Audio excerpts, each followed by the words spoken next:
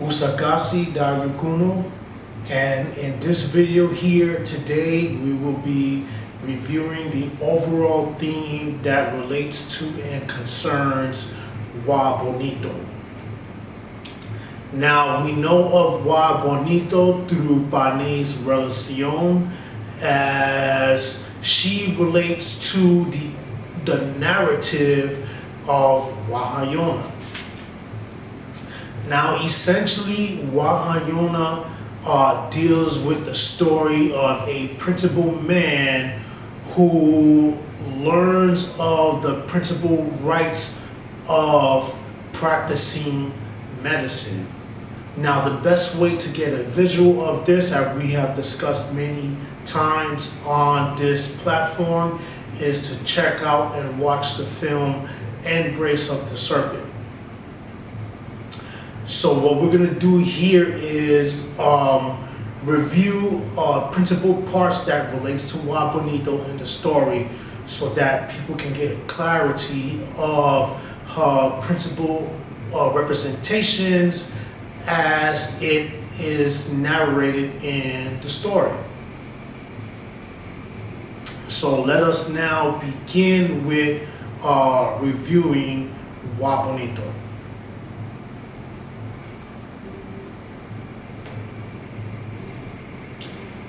We learn of Guabonito in chapter 6 of Pané's relacion. When comparing the Locono narrative of Arawak and two Warao accounts, Komodari, the first medicine man, and Tobacco for the first spy, the story deals with a principal man who acquires the attributes of a medicine person. The origin of syphilis in the story, accredited to Pané, is debatable. However, it does not deal at all with incest. The theme of the story is Guabonito guides Guahayona how to heal himself from his sickness, and through his rites of passage becomes the first principal medicine person of the Greater Antilles. Overall, it describes in a fragmentary manner how the practice of medicine emerged on the islands. And when you read the story, as it starts with the separation of the men and the women and the re-emergence of the women on the islands, this is what it mainly has to do with. It has to do with the emergence of the practice of medicine in the Antilles. Let us continue on. Guahayona left a woman in the sea, which gave him great pleasure. Now, in Pané's relacion, this is where we first get insight about Guabonito. At once, he sought many libations to bathe himself, because he was full of the sores which we call French disease. She placed him in Guiana, and while thus there, he recovered. Afterwards, he was given permission by Guabonito to continue his journey, and then he changed his name, calling himself Warao Guahayona. Beginning with the separation and reemergence of the women on the islands, the overall plot is the discovery of the practice of medicine. The overall plot is the discovery of the practice of the medicine art. Let me repeat this one more time, because this is very important. Beginning with the separation and reemergence of the women on the islands, the overall plot of the story is the discovery of the practice of the medicine art. Now, credit to this goes to both Luz and Rene Perez on this. Guabonito is unrelated to the 5 names attributed to Atabe.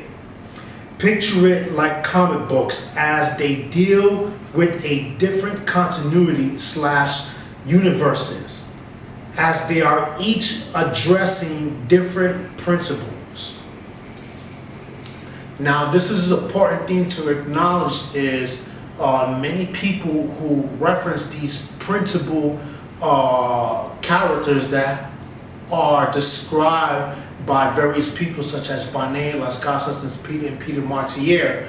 You have to learn how to separate these personas first, because when you mix them all in, you're not going to understand their representations, because they're each dealing with something equally different that relates to the whole of the oral history that concerns the Taino people. The Spanish chroniclers did not connect the petroglyphs with Pané's relacion, as Las Casas gave us insight by stating that they were only interested in learning commands. Now, you guys already know that I have previously mentioned this already. Today, they are used to help draw into some conclusions / interpretations of each principal narrative.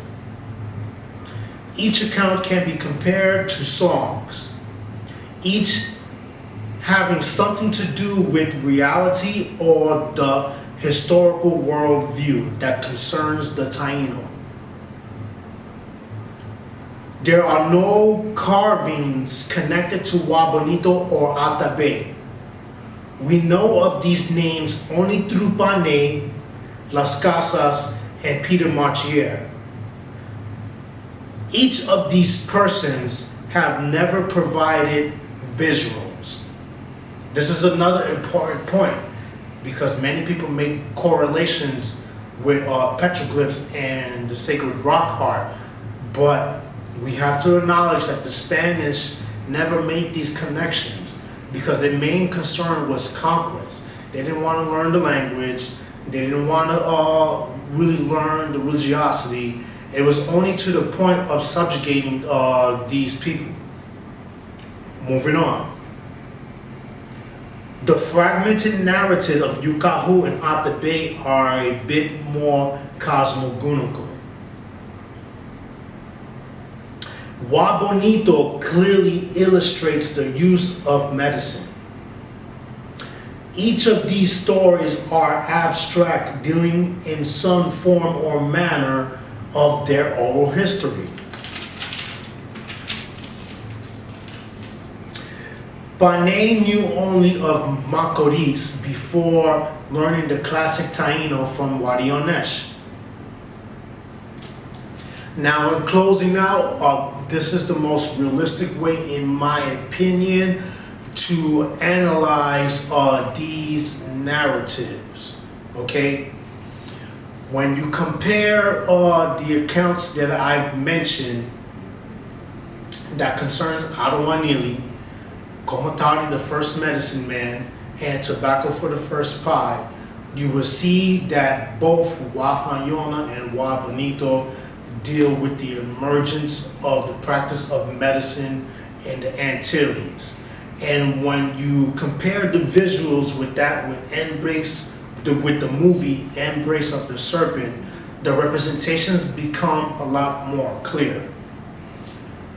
So it is important to observe these things in the most realistic terms.